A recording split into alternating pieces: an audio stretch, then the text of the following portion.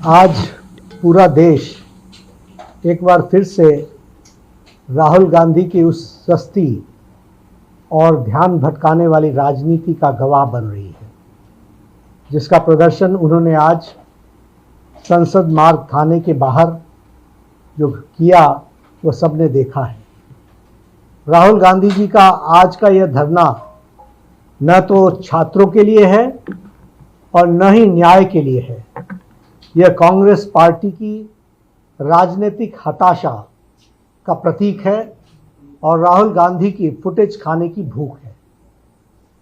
पूरा देश जानता है कि 20 जुलाई की घटना को लेकर माननीय सर्वोच्च न्यायालय ने पहले ही संज्ञान ले लिया है और पूर्व जज की अध्यक्षता में एक 5 सदस्यीय उच्च अधिकार प्राप्त समिति का गठन भी किया गया है।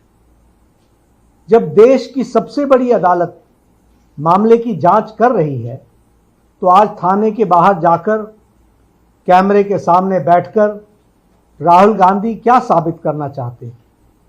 क्या नेता प्रतिपक्ष का देश की न्यायपालिका पर विश्वास नहीं है क्या?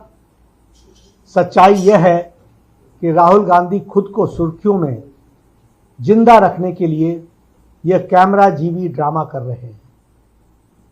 आज जब राहुल गांधी संसद मार्ग में डीसीपी ऑफिस पहुंचे, तो उन्होंने स्पष्ट रूप से बताया गया कि दिल्ली पुलिस की क्राइम ब्रांच पहले से ही 20 जुलाई के सभी मामलों में सघन जांच कर रही है। डीसीपी ने यह भी बताया उनको और आश्वासन दिया कि वे इस मामले में जो क्राइम ब्रांच को आपने कहा है वह उनको भेज दिया गया है और क्राइम ब्रांच इसकी जांच कर रही है। प्रशासन के इस स्पष्टीकरण के बावजूद धरने पर बैठ जाना राहुल गांधी के हठ योग को दर्शाता है और हठ योग के साथ साथ हताशा को भी दर्शाता है। इससे साफ हो जाता है कि उनका मकसद किसी को न्याय दिलाना या जांच करवाना नहीं है, बल्कि सिर्फ हंगामा खड़ा करके कानून व्यवस्था को चुनौती देना है। इस पूरे ड्रामे में और इस पूरे ड्रामे की अगर हम टाइमिंग को समझें तो हमें ध्यान में आएगा कि आज कांग्रेस पार्टी वंदे मातरम के मुद्दे पर, वंदे मातरम के विषय पर पूरे देश में चारों ओर से घिर चुकी है। राष्ट्रगीत के अपमान को लेकर जनता कांग्रेस से जवाब मांग रही है।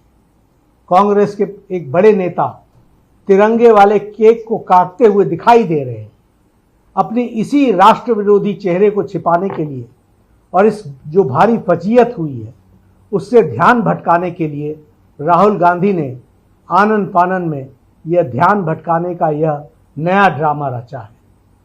राहुल गांधी लोकतंत्र और बहस की बड़ी बड़ी बातें करते हैं, लेकिन जब देश के माननीय गृह मंत्री जी ने संसद में उन्हें सीधी चुनौती दी कि आइए संसद में बैठिए, संसद में चर्चा कीजिए, हम हर मुद्दे पर चर्चा करने के लिए तैयार हैं, तो वह पूरी की पूरी कांग्रेस पार्टी संसद की चर्चा से भाग खड़ी हुई।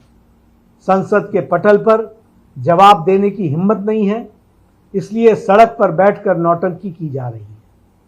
आदरणीय प्रधानमंत्री श्री नरेंद्र मोदी जी के पहले ही उन्होंने कह दिया है कि कांग्रेस एक परजीवी पार्टी है।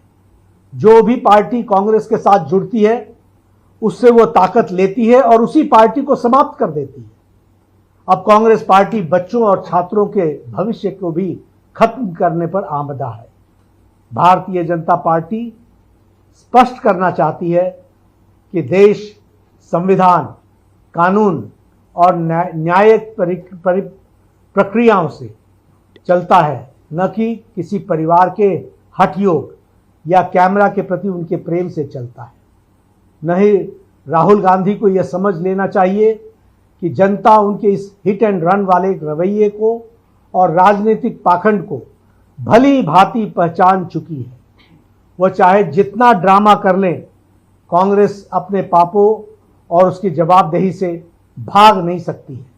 जनता उनसे जवाब मांग रही है और उनको जनता को जवाब देना पड़ेगा।